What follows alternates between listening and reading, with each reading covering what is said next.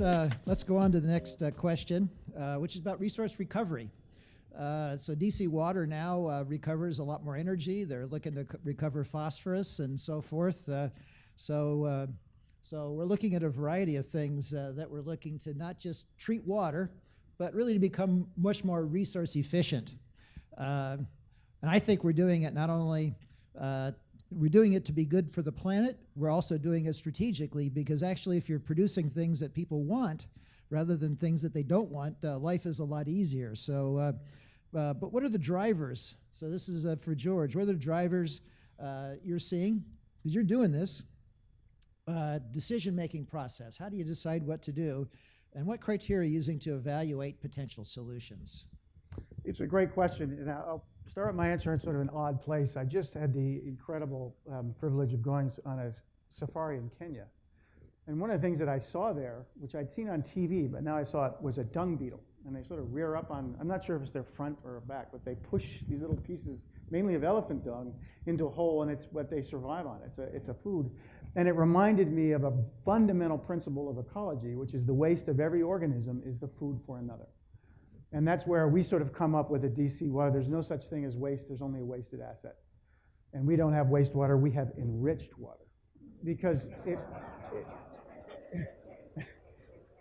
it comes to us with value. You can bottle that. Well, we're doing something similar. In fact, on October 7th, we're kicking off and christening our $500 million discretionary investment in a giant new facility that takes all of the biosolids that we have coming into Blue Plains. And Blue Plains, when we always say we're the largest plant, we mean largest advanced wastewater treatment plant. Chicago's is much bigger than ours, but a tertiary full treatment.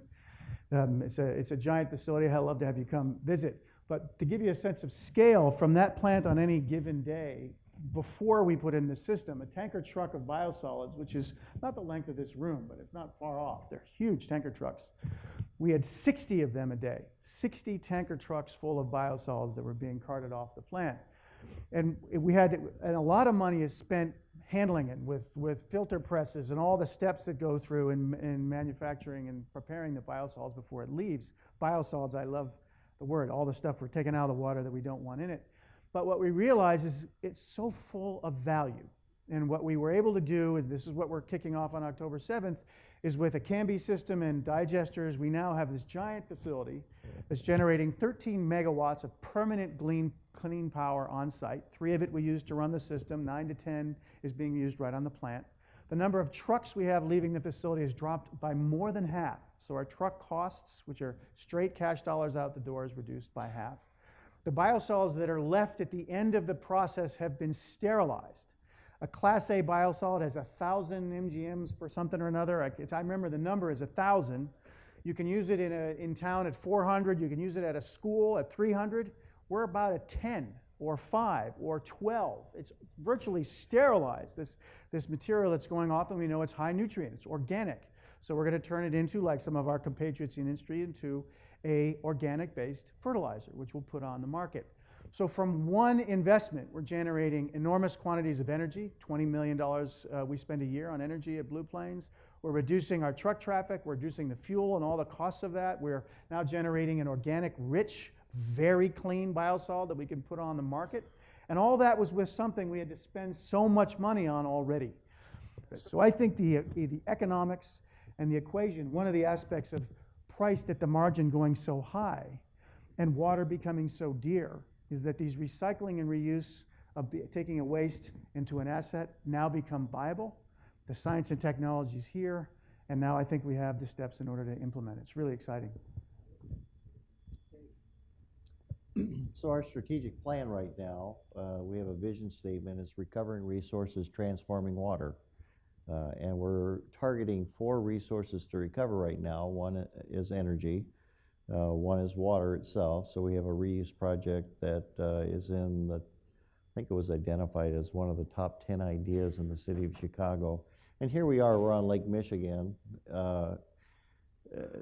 21% of the world's fresh water supply, and we're going to be building a 10 MGD water reuse plant in conjunction with American Water. We evaluate it based on really running a business. We're looking for return on investment. We're looking for value chains. I didn't even mention our phosphorus facility that'll be starting up this month. Give or take.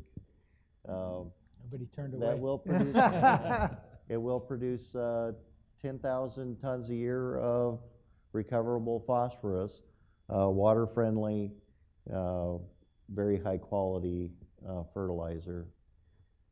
I do think this issue of figuring out resources in water, we talk a lot about the infrastructure gap.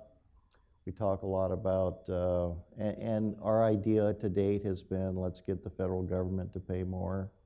The value for our infrastructure gap is not going to be found in the federal government paying more. It's going to be found in identifying processes that can recover the value of the water that we have and recovering resource value. There's some real exciting things we're looking at in algae that could be transformational. I won't go into that in detail, but it's this issue that's going to really transform the way we look at these plants that we have. So I'll build on that because I agree with you on the economics. It usually takes a while for the economics to play out and then becomes viable and everybody looks at you and says, well, why isn't everyone else doing it? And so in the city, and I won't focus on wastewater, I'll focus on what the City of Toronto did with drinking water. And that's our Deep Lake Water Cooling project that we're a partner in. And this is an initiative that started in late 90s, commissioned in 2004, and it teamed up an entity that was owned by a pension fund, and the city actually owned a percentage of it. It spun out of our district heating business, essentially coming with a district cooling system, taking the cold water off of Lake Ontario that we pull up for drinking water purposes.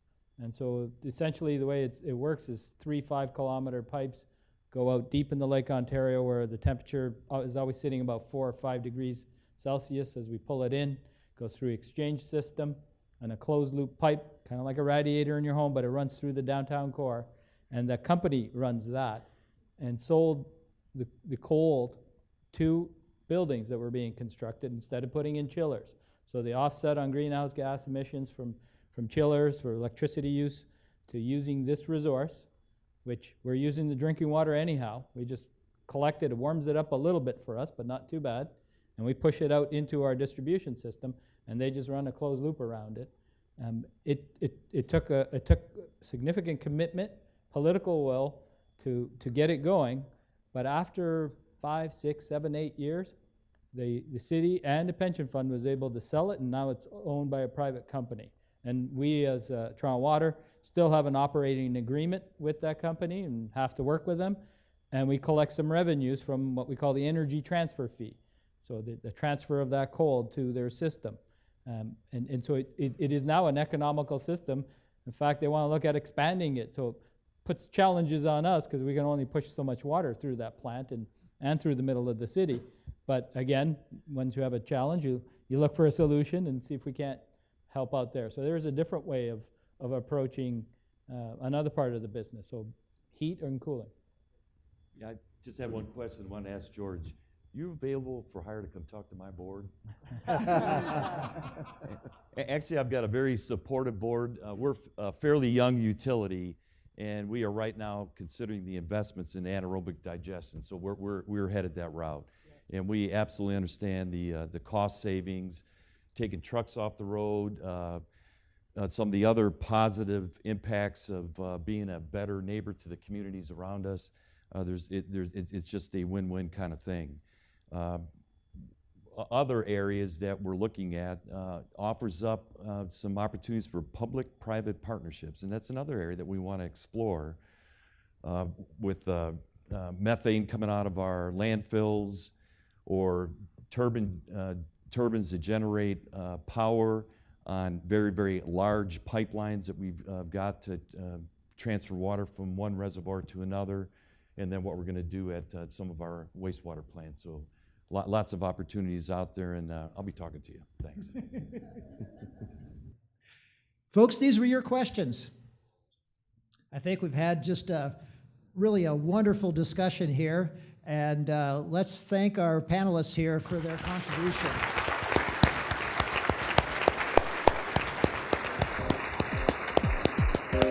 you.